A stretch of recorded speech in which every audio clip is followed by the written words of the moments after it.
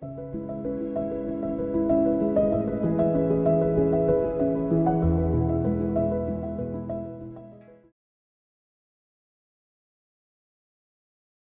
ာ်တော့ကြာပြီကျွန်တော်ထင်တယ်နေပေါင်း30လောက်ရှိမယ်ကျွန်တော်ကတော့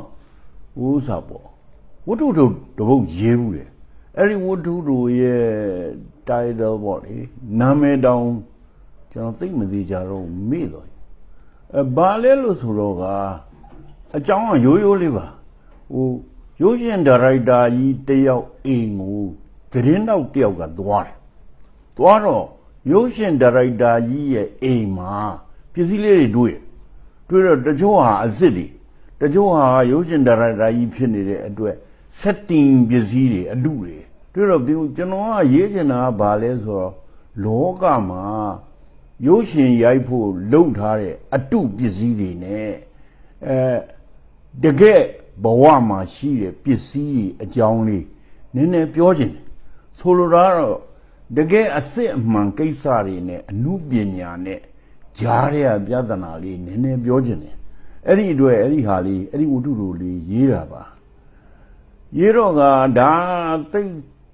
သိကြပါတယ်ရုပ်ရှင်တွေပါတွေဇာလန်းတွေပါတွေလုပ်ပြီးဆိုရင်မင်းသားတွေမင်းသမီးတွေကအကုန်လုံး acting ဆိုတာလုပ်တယ်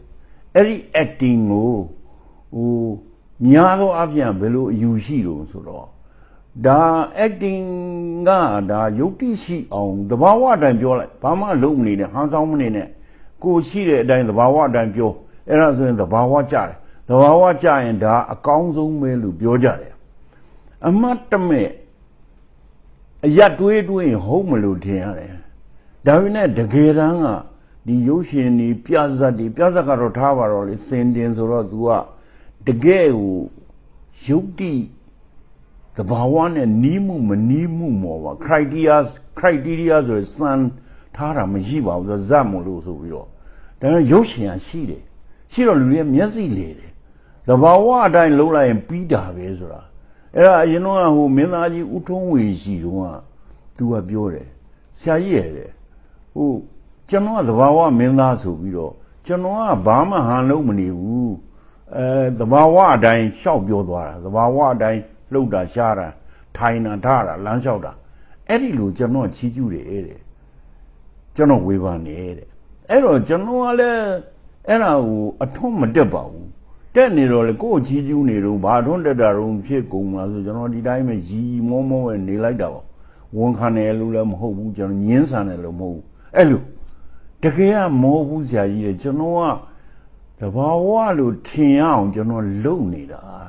လုံရတာတဲ့အဲ့တော့အဲ့ဒီအကြောင်းကိုကျွန်တော်ကအထွန်းတက်လို့တော့မဖြစ်ဘူးတဲ့အဲ့တော့ဒီတိုင်းပဲနေရတယ်တဲ့အဲ့တော့အနုပညာပဲတဲ့သဘာဝပဲတဲ့အဲ့ဒါသဘာဝအတိုင်းဖြစ်အောင်လုပ်လိုက်ဆိုရင်ကျွန်တော်ကပြောချင်တယ်မယုံရင်မင်းတို့လုပ်ကြည့်တဲ့အခါကျတော့အေးဆယ်ကြီးဦးတောင်ကြီးဖြစ်သွားတာဒါအနုပညာလောကမှာလည်းအလွန်များပါတယ်အဲ့လိုသွားလှုပ်လိုက်တဲ့အခါမှာရုပ်ရှင်မှာသဘာဝအတိုင်းလမ်းလျှောက်သဘာဝအတိုင်းသွားသဘာဝအတိုင်းထိုင်သဘာဝအတိုင်းပြောဆိုတဲ့အချိန်မှာတစုံတရာလိုးလာတာကိုတွေ့ကြတယ်ပြည့်လို့ကျွန်တော်တို့ဒီသဘာဝအတိုင်းဖြစ်နေတာတွေကိုရိုက်ပြီးကြည့်တဲ့အခါကျအဲ့ဒါမကောင်းနဲ့ကျွန်တော်မပြောလို့ပါဘူးပြည်သားအများသိကျင်နေပါတယ်ဆိုလို့ရှိရင် documentary ဆိုတာအပြစ်မဲ့မှာဖြစ်နေတာတွေကို camera hidden ဆို camera ဖွက်ထားပြီးတော့ရိုက်ကြည့်သဘာဝအမူအရာတွေတွေ့တော့ကသဘာဝကြနာပဲကောင်းနေတာပဲဒါပေမဲ့ emphasis လို့ခေါ်တဲ့အင်္ဂလိပ်လိုတော့ဗမာလိုကတော့အထူးပြုချက်အနုပညာမြောက်မှုနဲ့ပတ်သက်လာလို့ရှိရင်အဲ့ဒီသဘာဝအတိုင်းလှုပ်ရှားနေတဲ့ဈေးတွေကလူတွေတစုံတစ်ခုလိုနေတယ်သူပြောတာလဲလိုတယ်သွားတာလာတာပေးတာယူတာထိုင်တာထားတာအဲ့ဒီမှာလိုနေတာကိုသွားတွေးကြတယ်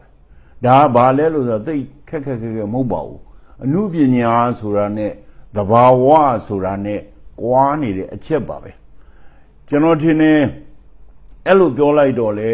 သဘောတူဖို့လွယ်ပါလိမ့်မယ်လူတွေကအနုပညာကိုမြင်မှုကြတယ်အနုပညာတန်ဖိုးကိုသိကြတယ်အဲ့ဒါကြောင့်မို့လွယ်လိမ့်မယ်လို့ထင်တယ်အဲ့တော့ကျွန်တော်ဝတ္ထုတို့လေးထဲမှာအဲ့ဒီလိုဒီ interview လာလုပ်တဲ့သတင်းတော့ကလေးဘာပြောလို့ဆိုဟာဆရာကြီးရဲ့ကျွန်တော်မေ့နေတာဆရာကြီးကရုပ်ရှင်ဒါရိုက်တာပဲအဲ့တော့အတုတွေလုပ်ဆိုတော့ဆရာကြီးကလည်းပြောတယ်မင်းဘယ်လိုမှစိတ်မကောင်းမဖြစ်နဲ့ဘာလို့လဲဆိုတော့ပိုးကလေးနှကောင်အောက်ကနေမီးတိုက်တဲ့ခါကျပိုးကပြားရအခခဏနေတော့တွန့်လိန်ပြီးတော့ငြိမ်ပြီးတော့ပြီးသွားတော့ဒီ interview လာလုပ်တဲ့သတင်းတော့ကဂျိုကြဒီဒါရိုက်တာရက်ဆက်လာကြီးလာပေါ့လေပိုးကနှကောင်ကိုအပေါ်ကနေဖမ်းနေဖုံးပြီးတော့အောက်ကနေမီးနဲ့တိုက်ပိုးကဟိုတွန့်လိန်ပြီးတော့သေသွားတယ်ပေါ့လေ तू ကတော်တော်ကူ तू အဲ့ဒီဟာကိုဒီလက်နဲ့ဖယ်တွန်းပြီးတော့ဖြစ်လိုက်ခြင်းနဲ့ဟိုဒီဟိုဒါရိုက်တာကြီးစိတ်ဆိုးကမှစိတ်ဆိုးရောဆိုပြီးတော့ तू စိတ်တွေအဲ့ဒါဖြစ်တာကိုကျွန်တော်ရေးတာအဲ့ဒါကိုဒါရိုက်တာကြီးကရိမ့်မိတယ်ဟဲ့အောင်မင်းမပူပါနဲ့ကွာတဲ့မင်းကြည့်နေတာပိုးကအစ်စ်မဟုတ်ဘူးကွာတဲ့ငါအတုလောက်ထားတာအထဲမှာဆေးတစ်မျိုးထဲတာသိပ်ပူလာလို့ရှိရင်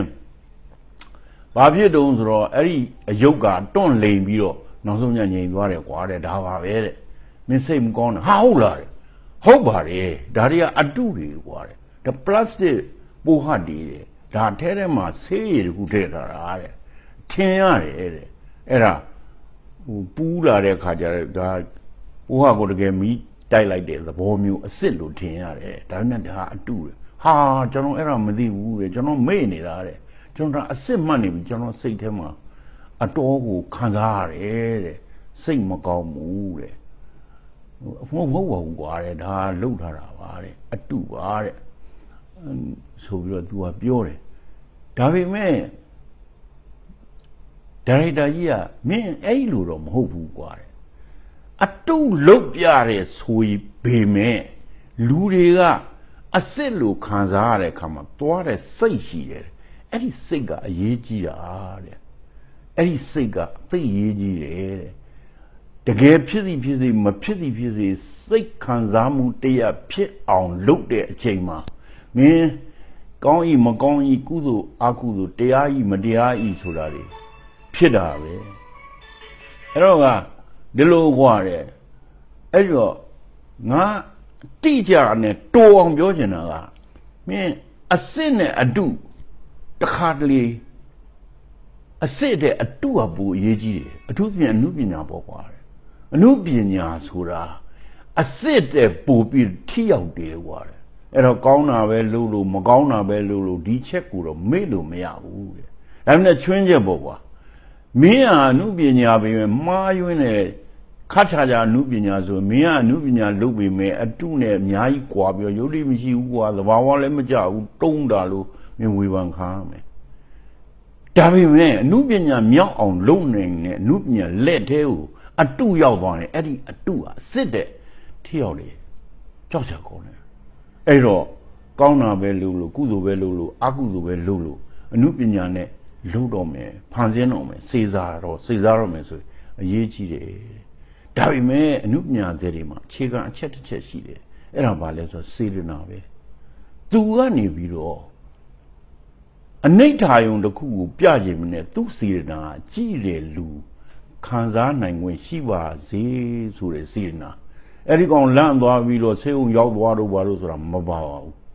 အဲ့လိုရှိတယ်အဲ့တော့ဆိုလိုရင်းကတော့ဗျာအဲ့ဒီဝတ္ထုလေးဟာအစစ်အကြောင်းပြောမယ်အတုအကြောင်းပြောမယ်အနုပညာအကြောင်းပြောမယ်တဘာဝအစစ်အကြောင်းပြောမယ်ဒါနဲ့အနုပညာရဲ့တန်ဖိုးဟာတဲ့သီးခြားရှိနေတယ်အဲ့ဒီကောင်ဟာဂရိထားရမယ်တန်ဖိုးထားကြရမယ်ဒီအနုပညာဆိုတာအတုသူတို့အင်္ဂလိပ်စကားမှာကိုတစ်ခုရှိတယ် art is artificial တဲ့အနုပညာဆိုတာအတုလို့တာတဲ့အဲ့လိုပါတယ်အဲ့တော့အနုပညာရှင်ရဗျာ तू တချို့ဟာခမအလွန်အဆွေးမှာခင်ဗျကောင်းမှုအတွက်ခမအသေးပွဲဘူးရမယ်ခမက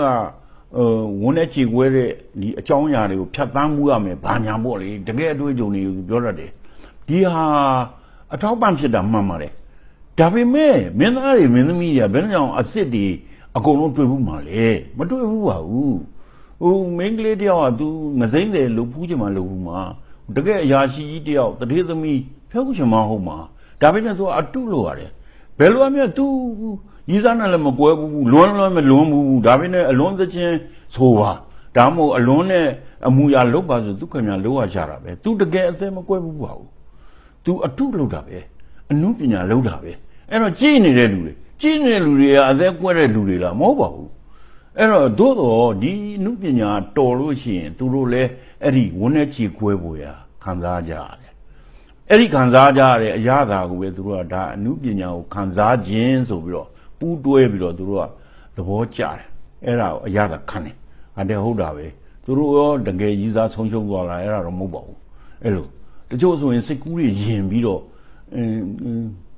ကိုချစ်သူနဲ့ကိုစိတ်ကောက်တန်ကစားပြီးတော့များငါအသေးကွဲကြောင်ဆောင်ရရင်ကောင်းမလားလို့ယူတာတွေပါတယ်တောင်းရှိတတ်တယ်ဒါမျိုးတွေကအနုပညာကနေပြီးလွှမ်းမိုးသွားရင်အဲ့လိုမျိုးငါတခါမှမလွန်းဘူးတခါတော့လွန်းရင်ကောင်းမလားပေါ့ဗျာဒါတော့ဖြစ်တတ်တာကိုပြောပြတာပါအဲ့ဒါပါပဲတကယ်အစ်စ်နဲ့အနုပညာရဲ့ကွာခြားချက်ကဒီအင်္ဂလိပ်စကားမှာရှိတယ်ဒါကျွန်တော်စကားမဟုတ်ကျွန်တော်ထွင်တာမဟုတ်ပါဘူးဒီ in a way တဲ့ artist artificial တဲ့အနုပညာဆိုအတုလုပ်တာဟာတဲ့အတုလုပ်ပေမဲ့အတုလုပ်တာသိတော်ရင်အစ်စ်တဲ့ခံစားရတယ်ဒါအမှန်အနုပညာသာမြောက်ခဲ့ရင်အစ်စ်တောင်အဲ့ဒီလောက်မခံစားဘူးဒါကိုအနုပညာရဲ့တန်ဖိုးကိုသိစေခြင်းလို့ပြောတာပါ